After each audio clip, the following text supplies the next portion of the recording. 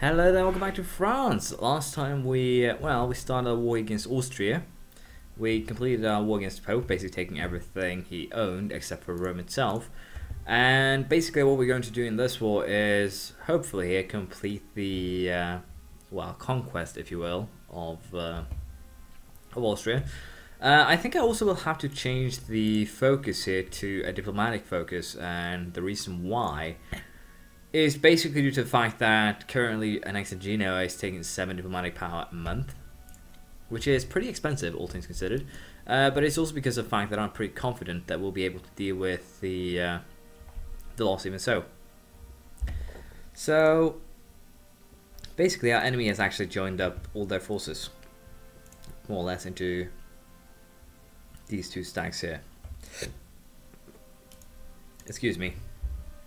But yeah, basically we have 2 stacks here, that is most of the enemy force, which means I should potentially consider bringing in some more troops, because let's face it, I'm 100,000, it's basically equalized when the forces are full, but currently I'm focusing on basically sieging Vienna and of course sieging Austria itself, but it would seem that we currently don't really have anything to worry about because they're running away.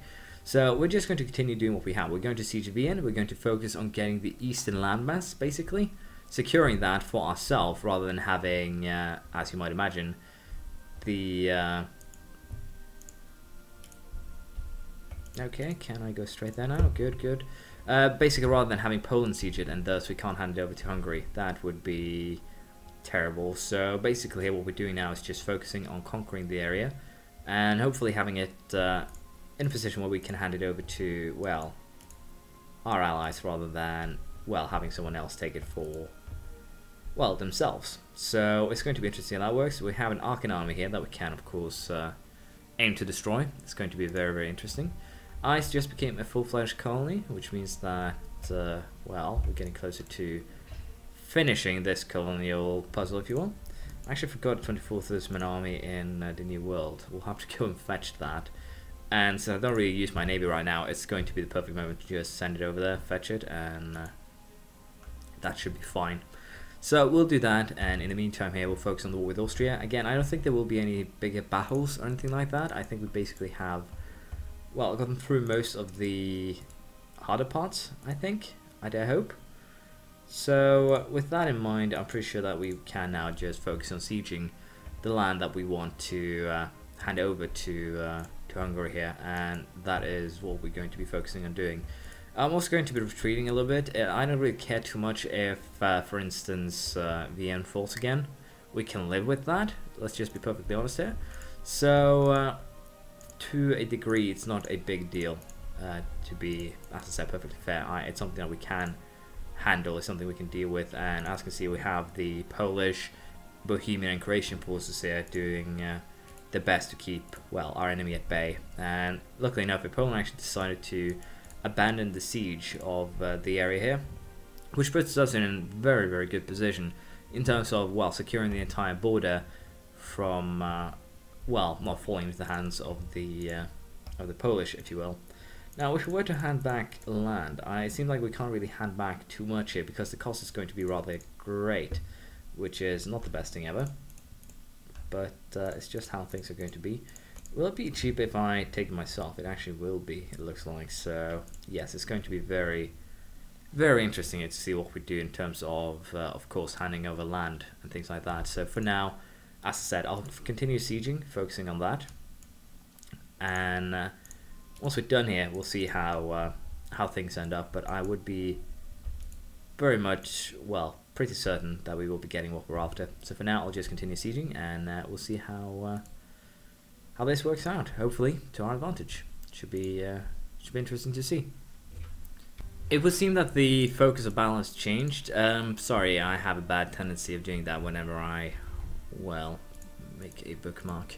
But anyways, as you can see here, the tendency of battle has changed. There's basically been a lot of 10k troops right now running around in France, interestingly enough, or basically northern France here at the closest sea. As you can see, there's a Magdeburg army, there's a Flanders army, and basically the reason why is because, as you can see here, all these battles have been won. We haven't lost a single battle, and many of these battles are 120k Bohemian soldiers, 105,000 Milanese, 60,000 Polish. So basically, it's a lot of Polish. Sorry, it's a bunch of allies here doing the brunt attacking, and of course, since most of these forces come from far away, the end result is that they all congregate here in the northern parts of the land. And as a result, I should probably get another 24k army here, probably just fetch the one that's currently in Norfolk, and basically use that to protect myself here. But as you can see, in terms of, well, straight out warfare, Austria is surely sinking here. They are very close to being beaten, and we are slowly but surely also sieging the last two castles in the Hungarian lands. But as you can see, we also have the Pass, Aachen, and things like that sieging, well, the tiny states. So it's going to get interesting here to see how this, well, continues. Let's see, do I want to... I get so many good things right now. I think we'll go with land investment, just max out our prestige, and I also got a event that gave me basically a lot of free cash, which is actually very useful. 520 points here to get next level admin tech. We'll take that. Measuring the world. Administrative efficiency plus 25%, which technically means core costs now got minus 25%. And development efficiency is also going to be useful, as you might imagine. It's too bad that, as you can see here, it's going to make development costs go down. So we're probably going to wait until getting that before we do any more upgrades in Paris here. We do definitely want to get that up to 60 development for the achievement. So we'll be looking into that, of course. But yeah, at the current moment, we'll just keep on sieging the Austrian lands, and I'm pretty sure I can soon start piecing out the small states here like Aachen. Are you willing to go for one piece? Not yet. But yeah, as you can see, as soon as we clear out the Austrian lands, then I'll definitely be able to start doing that. Just have basically a smaller country, smaller states piece out, because there's no reason for them to continue the war anymore, because we have, well, beaten them just so thoroughly. So we'll have to see how we want to handle that. Now let's see, this is a Bosnian core, but I think we're going to hand these two over to Croatia anyways, because it will make the map look a little bit prettier. And I'll start the annexation of Croatia too. Basically, they'll be finished far before Genoa, and it'll actually slow down the lost diplomatic power too, because we're going to get a negative modifier due to, well, basically the annexation costs, but that should be fine. Again, as you can see, they have some forces left here. They have about 70,000 left, and they're not going to be making any moves here. They're not going to be able to actually do anything. And as you know, the plan is, as soon as this war is over, I am going to go ahead and declare war on Brandenburg with the, well, imperialism casus belli, where the goal will be to basically take, as you know, Berlin. We have a new ruler, Louis the 13th. We also lost 2 stability points apparently, which is not the best thing ever, but we can live with that. Anyways, main concern now is actually I'm getting too much diplomatic power, but I do have the diplomatic tech tree or idea set as well, so it's not a very bad thing. But of course, it would be more preferable to have more points in other things. But I can handle this. It seems to be very much a simple matter, but I'm happy with it anyways. Now let's see if we can now start piecing out some of the smaller states in this war, because again, there's no need to keep on fighting the enemies that we don't need, but apparently it seems like they've had a change of heart in giving up here. Palatinate can't give up because it's a union, basically. So I'll just allow the war to rage, leave most of it in the hands of my allies, and we'll see how this turns out. We have a new heir to the throne, 354, can't complain about that. Only main problem is that he's young, he's just been born. So I need the Emperor to live until he's at least 40 years old, which is a stretch, since most of them usually tend up to be, well, generals. But I think I'll just wait with making this one general. We already have one, and we don't really need general here to win the war. Let's just be perfectly honest here. We have everything we need. All that's really needed here is just to wait. And of course, as such, there's not a big problem with us not really having a general. It's perfectly fine. And as you can see, even without general, we still, well, to some degree, smash the enemy forces here. So we don't really have any concerns on that regard either. Let's just see here what happens if I hand these 3 over, and then we force some of the promises to be given back. For instance, pest. Let's just take by name here. See, that's somewhat that one. We want bees. We want pest.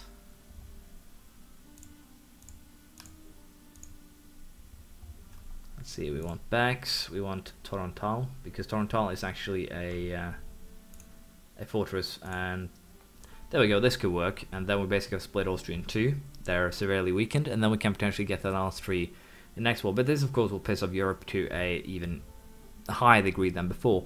Bohemia and Poland, as long as I have those two, I'm pretty sure that we can stand against the United Europe. And again, yeah, as long as we keep on weakening Austria, I should be fine. Of course, as long as I also have Milan on my side, then it's definitely fine. So I think we'll be going for this deal. I'll then annex Croatia, and then we'll go back to dealing with Austria. Because as I said, yeah, I'm definitely going for another war against Brandenburg, and then I can use that war to break Austria's treaties. Here, as you can see, I can also release Lüneburg, Nassau, and the Palatinate as vassals, and that should, well, make it a little bit more easier to deal with, per se. I'm also very tempted to try and make a deal with Burgundy, potentially, but that doesn't seem to be too likely right now. So the Bergslagen has been converted, which is good. I should probably get this fleet here back to protecting trade in why don't I just send you to... Why do I want you to protect trade? Caribbean, apparently? North Sea? I think I had you in the North Sea to begin with, to be perfectly honest here, but we'll send you there. Those ships do need to be repaired too, though, which is kind of a problem. Anyways, the war against Austria, as I said, we'll just sit back, relax, siege the last couple of provinces, and then everything should be fine. For now, though, we'll go back to straight up waiting, and we'll see what we end up with. England is still on the very aggressive colonial span. To some degree, I'm happy about that, because again, it gives me some free colonies that I can just hand over to my, well, colonial nations here.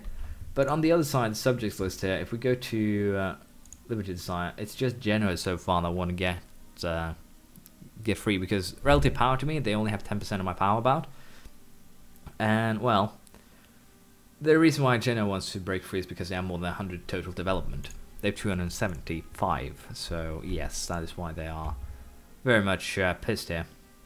I'm very tempted to just go for class 100 papal influence for point stability. We'll do that. We don't worry too much about our papal influence, but I think we can go ahead and improve relations with the Pope, just to get a little bit more. There's no reason not to. And again, we're done with the Pope. We won't need to fight him or anything like that anytime in the future here. So yeah, Hungary, Bohemia, and Austria.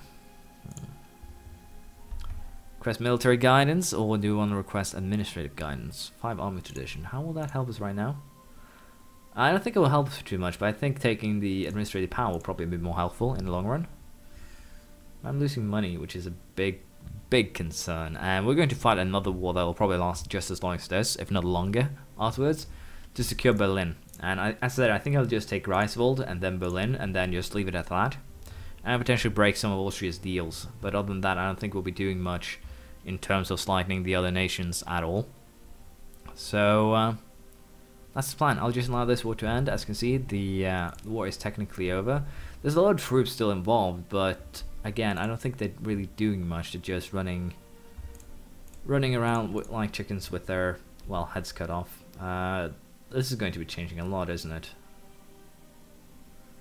Yeah, relative strength of alliances, as you can see, the demand succeed war score, things like that. So as soon as this one falls and the last two castles here fall, I'm pretty sure we'll get what we want. I think we might even get it now. There we go. They are willing to give it to us, and we will take this deal and perhaps trigger a coalition for once. Going to be interesting to see for sure. But there we go. What? Oh, I thought it said that it would cause me to suffer. Oh, I thought it was said I would suffer. Did I suffer twice? Yes, I did. Milan will get power protection though, which is, I guess, good. I do actually need to improve relations with Croatia before I can actually annex them. so I guess we'll do that after the fact. Do you need a new royal marriage? Didn't we just get one? Well, anyways, as you can see here, we now have basically Hungary almost completed. We might have to fight Bohemia, of course, but I think we can allow Bohemia to have that one province. Potentially we'll wreck them later. It's not a big deal. But Austria now is definitely closer to joining a coalition against us. 137 aggressive expansion. That is impressive, I dare say, myself. Let's see, do we have a coalition member? No, so Brandenburg is next here. And as you can see here, we have Milan will not join. Bohemia will not join on their side, as you can see. Austria will be able to call their own allies. Gallery, Flanders, and Lithuania. Lithuania is going to be the biggest threat. That we can be certain of. So this fortress here is going to be, well, put into motion. And we're going to be moving these troops here into Ingermanland. And I'm going to be moving these guys over to help. And the 17,000 fleet here is probably going to take another 24k stacked with him to help up in Flanders, just to make sure that we have everything going there. And I think we're just going to go straight for Austria here, try and take these last 3 provinces that are Hungarian, 4, sorry, and then go for the annexation of both Croatia, Hungary, and Genoa at once. And again here, the Brandenburg War, I'm going to be basically murdering everyone but Brandenburg first. So we'll try and deal with Lithuania here, but as you can see, if I have Bohemia and Poland on my side, Lithuania will have to deal with them too. So I think this is perfectly justified. Austria is already weak, so it's the perfect time to strike here. And Lüneburg, Nassau, Palatinate, and Austria. So total troop count here, a little bit more than last time, mostly due to Lithuania. And all in all, I think taking Wien, potentially I could break Austria already from the get-go, which would be hilarious, I dare say. And as you can see, they're already kind of broken here. They can't even well, supply their fortresses, if you will. So again, it's going to be rather interesting to see just how this works out. This is a very big army though, so I think we're going to retreat for now. Just join up our armies and then challenge theirs. It's just safer that way. And Henri de Vakenez is going to be put in charge. Taking Canton from the get-go is also going to be a very good move, I dare say. And I can potentially call Bohemia into this now. As you can see here, I can call them in, and we did. Bohemia is now in the war on our side. So we're going to continue this war next time. Thank you for watching. Please leave a comment, praise, criticism, anything you feel like. And as I said, we'll continue this next time. These 48,000 men will be deployed in Brandenburg, and it should be interesting to see just how well / badly that will work next time. I'll see you then. Bye.